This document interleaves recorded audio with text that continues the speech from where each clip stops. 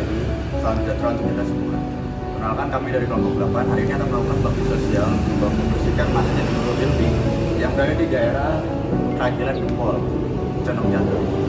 Sebelumnya kami ingin memperkenalkan diri. Perkenalkan saya dan Pak Jendra dengan NIM 08 itu.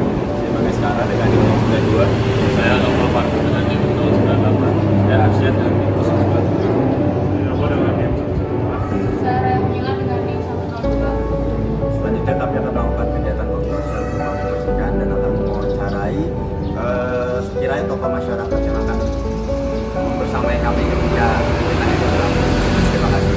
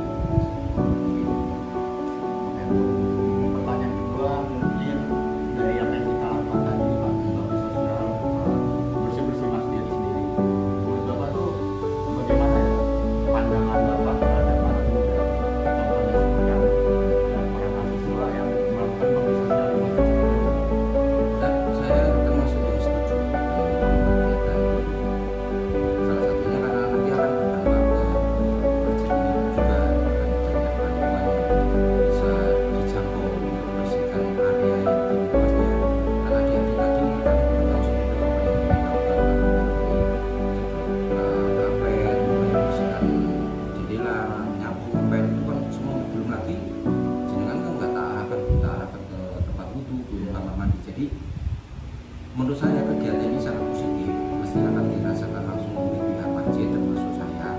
Sayangnya ini kembali kegiatan ini kan nggak seminggu sekali, kadang kan nggak tahu ini dengan ini kegiatan cuma karena tugas atau kenapa kalau bisa dilanjut ya malah bisa bantu nggak harus masjid. Tentu ini gimana aja yang penting bisa memberi manfaat ke masjid mana. Jadi memang harus lebih banyak Lebih banyak, nggak harus kelompok engineer atau harus banyak kelompok yang bisa saling berbagi lah, saling membantu di masjid manapun, nggak harus di sini.